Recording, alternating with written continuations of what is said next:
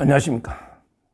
다음 주가 정말 우리 대한민국 운명을 좌우하는 수법이 사법적으로 대한민국의 운명을 좌우하는 중대한 한 주입니다. 월요일날 한덕수 총리에 대한 탄핵 결정이 10시에 있고요. 그 다음에 26일날 이재명 선고가 있고 공직선거법. 그리고 좀 늦어질 가능성이 좀 더 많다고 보지만 빠르면 금요일날 대통령 탄핵 선고도 나올 수 있죠. 그거는 좀 늦어질 수 있다고 저는 보는데, 앞에 두 개 매도 중요하죠. 이번 동영상은요, 과연 내일인데 한덕수 총리에 대해서 조금 더 구체적으로 재판관별로 어떤 결론을 내릴까 한번 예측 분석을 합니다.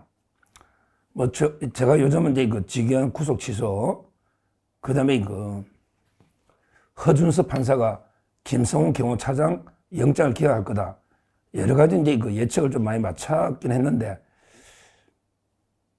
아무리 유튜브도 이게 좀 부담스럽습니다. 예측을 구체적으로 재판관별로 하는 게. 그러나 제가 정확하게 누구는 뭐다 맞추는 이거보다요, 더 의미가 있는 게 지금 8명의 입장이 어떠한가. 이 점은 상당히 의미가 있거든요. 결론이 맞고 안 맞고는 부담 없이 한번 보시고요.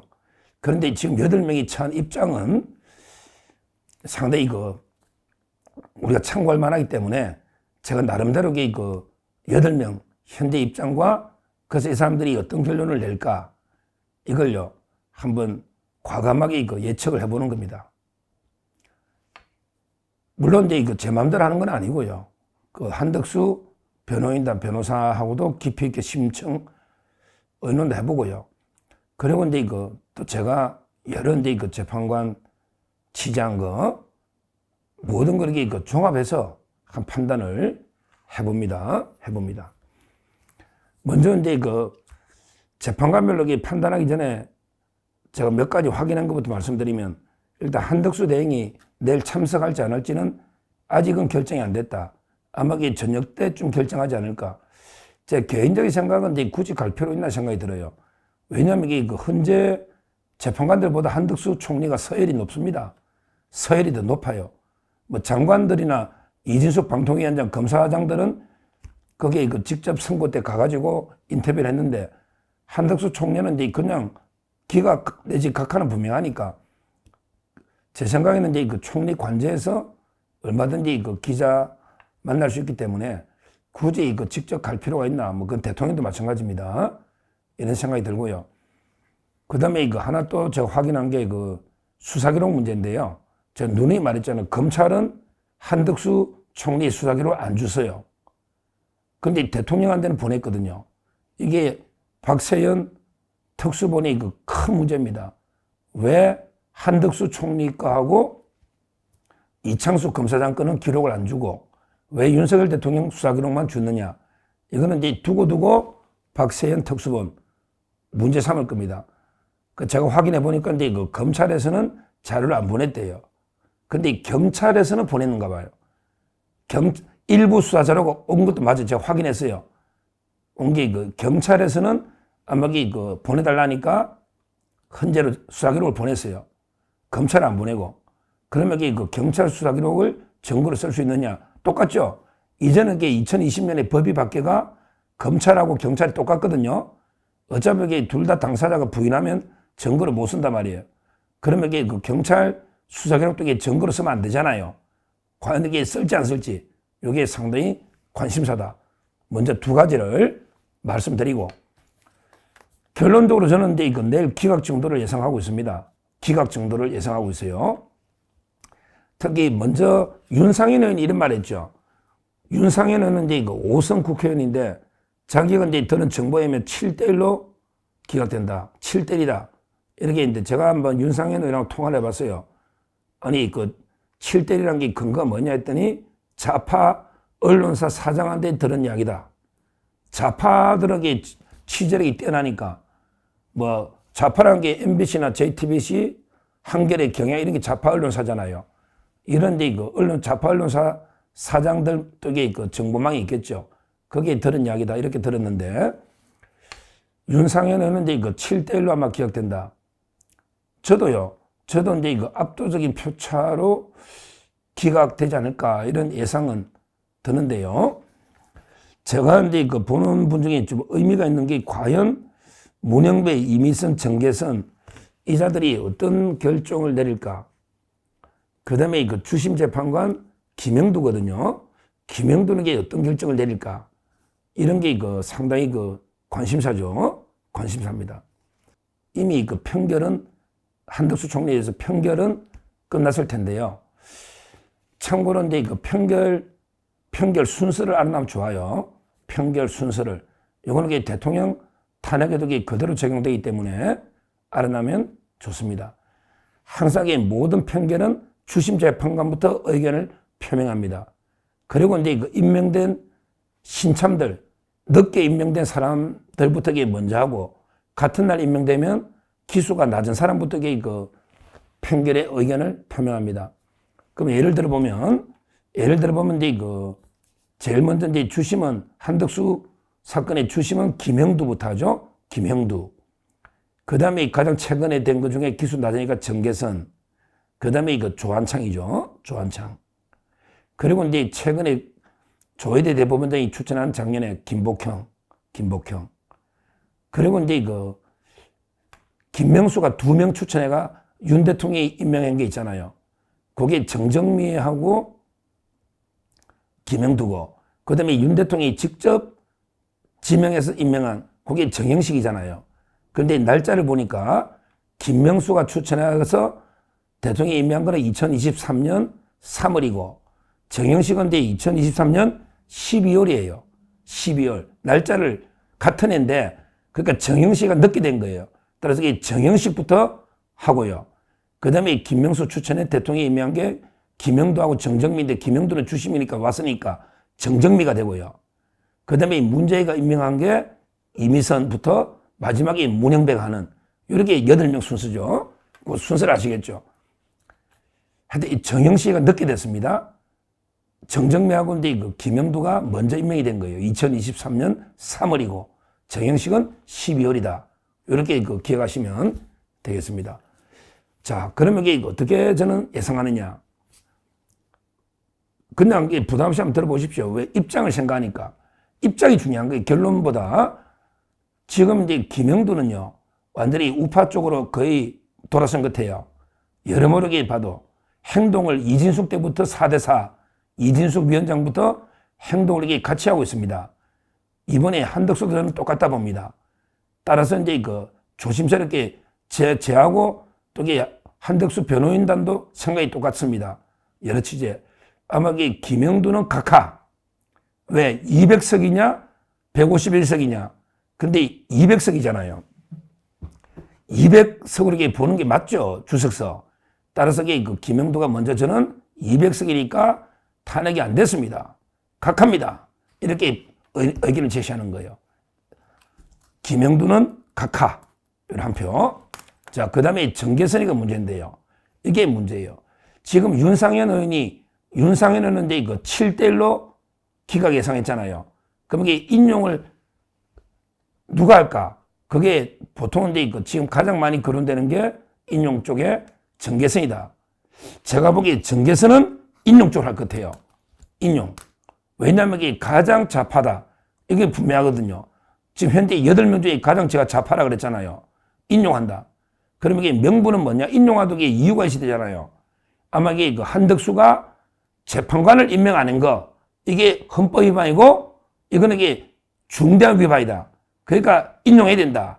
아마 저는 가장 유력하게 인용이 나오면 정계선이가 가장 좌파다.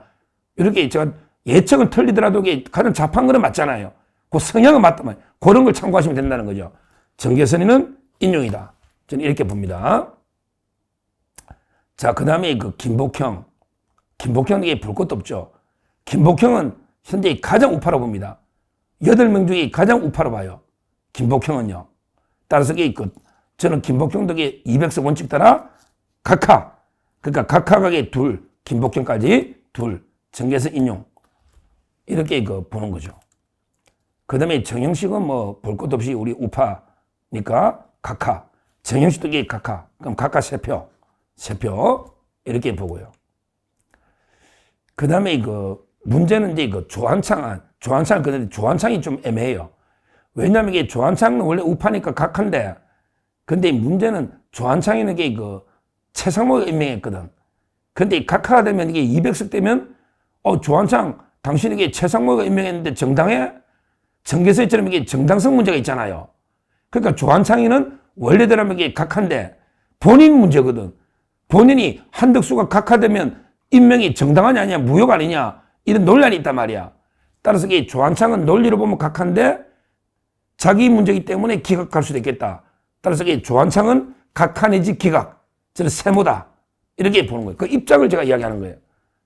각하 내지 기각. 논리만 보면 이게 각하인데 우파 쪽에 서서. 근데 본인 문제이기 때문에 기각 쪽에 있다. 이렇게 보는 거예요.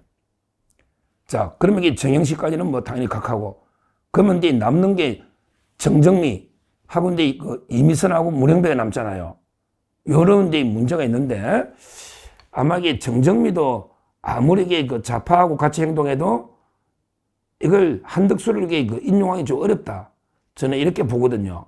그래서 정정미도 이게 제 생각에는 이게 기각 쪽이 아닐까. 저는 조심스럽게.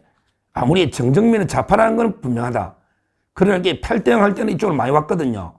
따라서 이게 정정미는 아마 이게 약간 자기는 중도 이미지를 좀 강조하려고 이렇게 기각적으로 올 수 있겠다. 각하까지는 이게 좀 부담되고, 원식이나 민주당에. 이렇게 보는 거예요. 기각, 정정미는. 그러면 이제 이미선이하고 문영배가 남잖아요. 여기서 이제 재미있는 게 나옵니다. 제가 이제 변호인단에 확인해본 바로는 한덕수 총리가 이제 최종 변론을 할 때 한 번도 얼굴 안 쳐다보고 먼 산 보면서 딴 데 보고 한 번도 눈을 한덕수 쪽을 안 쳐다본 2명이 있더라. 제가 직접 들은 이야기예요. 그건 동영상 확인하면 되겠죠. 한 번도 안 쳐다보더라. 한덕수를. 관심이 없는 건지 뭐 결론 내린 건지. 그게 이제 이미선하고 문영배인데요. 문영배인데. 그러면 이미선이는 뭐 당연히 인용 쪽을 할 수도 있다 봐요. 저는 뭐 워낙 좌파니까 인용할 수도 있는데, 그러나 이미선 입장에서도 퇴임을 앞두고 있습니다. 따라서 대통령 쪽으로 좀 힘을 인용 모으려면 하나는 전술적으로 후퇴할 수 있다. 또 자기 이미지도 있고. 그래서 이미선도 아마 이제 퇴임 앞두고 있으니까 앞으로 변호사도 해야 되고, 여러모로 이미지 관리나 또 대통령께 있으니까 자기가 좀 합리적인 위장 보여주기 위해서 오히려 기각 쪽에 설 수 있겠다. 이렇게 예측하는 거예요. 그러면 문영배 남잖아요. 문영배는 지금 헌재에서 완전히 엄청나게 욕을 얻어먹고 있답니다. 왜냐? 이런 관행이 있죠? 제가 대법원장 관행했잖아. 김명수 때. 대법원장은 항상 다수편에 서는 관행이 있다. 이랬잖아요. 근데 문영배도 마찬가지. 헌법재판소장 대행이가 소장이잖아. 소장은 다수편에 서는 관행이 있다. 이 관행이 있는 거예요. 근데 문영배가 계속 소수편에 많이 서가지고 욕을 엄청 얻어먹다는 거예요. 완전히 소장이 뭐냐? 왜 정파적이냐? 소장이 좀 중립적으로 좀 관행에 따라 다수편에 서봐라. 이런 지적도 많대요. 그러니까 요놈이 문영배 요놈도 제가 소장으로서 리더십이 완전히 잃어버리고 완전히 자기가 욕을 엄청나게 얻어먹으니까 그만 관행에 따라 어차피 인용 안 될까? 어차피 인용은 안 될까? 관행에 따라 다수편에 서겠습니다. 해가지고 문영배도 기각 쪽에 설 수가 있다. 이 말입니다.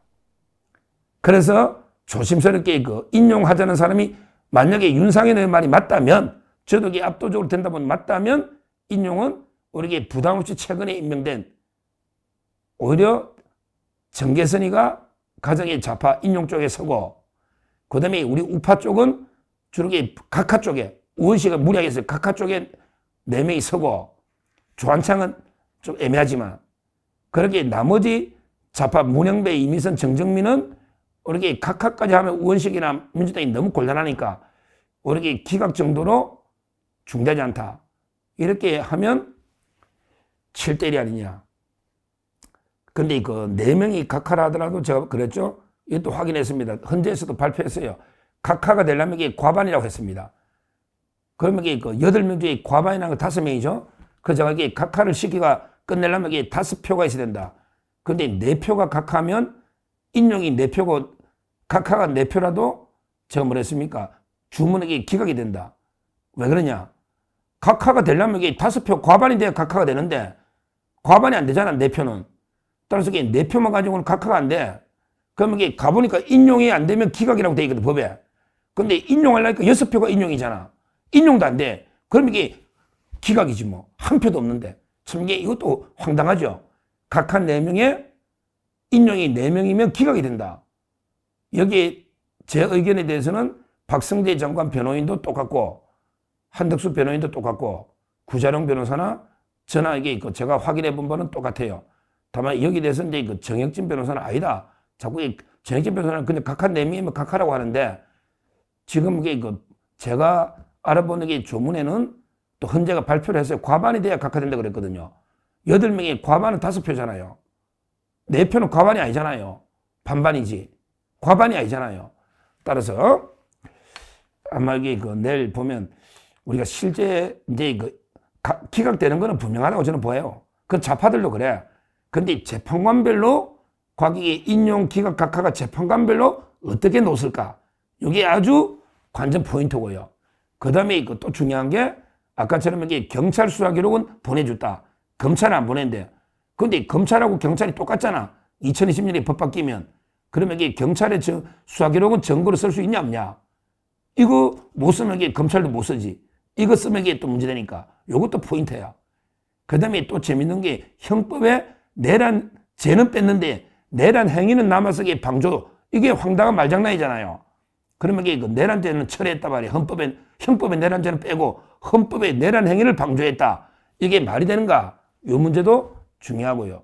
그 외에도 이제 뭐 재판관 임명이 헌법 위반이 아니냐, 또는 상설특검 임명 안 한 게 위반이냐 아니냐.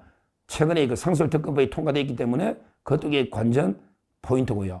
어제 제가 5대 관전 포인트는 어제 말씀드렸고 오늘은 제가 과감하게 더 틀리면 욕 엄청 얻어물 수도 있지만 그래도 이게 명색이 법률TV를 하면 최소한 이게 논거를 가지고 왜 이 재판관 이럴까? 예를 들어 이게 문영배가 다수편의 안서가 지금 이게 헌재에서 욕을 엄청나게 얻어먹고 있다. 이거는 분명하거든. 그러니까 다수편에 기각이 설 수 있다. 기각 올지 안 올지 모르지만 이게 문영배가 욕을 엄청나게 얻어먹고 있다. 이거는 팩트거든요. 이거는 팩트다 말이야. 또 예를 들어 이게 이미선하고 문영배가 한덕수 총리가 최종 변론할 때 한 번도 안 쳐다보고 먼 산 보더라. 이건 이게 정확한 팩트다 말이야. 그러면 이게 관심이 없다. 미리 결론을 내려는 게 아닌가 보는데 둘 다 퇴임 앞두고 이미선이도 약간 이게 전략적으로 이쪽으로 와서 윤 대통령 쪽으로 이게 또 집중하려는 이런 게 의도도 있거든요. 옛날에 8대0처럼. 그 다음에 정계서에는 가장 선명한 좌파이기 때문에 지지층 때문에 한 표라도 인용이 있어야 되는 거 아니냐. 정계서에는 그런 게 있다 이 말이죠. 그 다음에 조한창이는 우파인데 본인의 문제니까 갈등할 수 있다. 이런 게 정황들은 전부 100% 팩트다. 다만 이게 주문이 어떻게 될지는 모르지만 다 합치보면요. 다 합치보면 이게 압도적으로 기각은 될 것이다. 뭐 4대4 이렇게는 못할 겁니다. 아마 저는 압도적으로 기각이 될 거다. 좌파들도 전략이 있거든. 이래야만 이게 또 윤 대통령 쪽으로 힘을 이쪽도 끌어갈 수 있으니까. 저번에 왜 8대0으로 계속 이창수 살려주고 체제도 살려주고 이런 이제 또 전략이 또 있기 때문에 저는 압도적으로 기각은 거의 확실시 된다.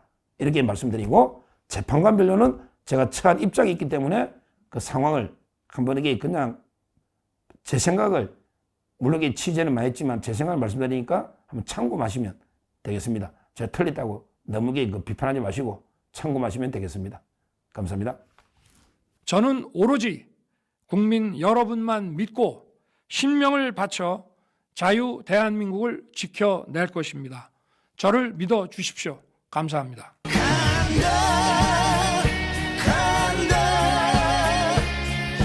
상식의 나라 만들어 나는 간다.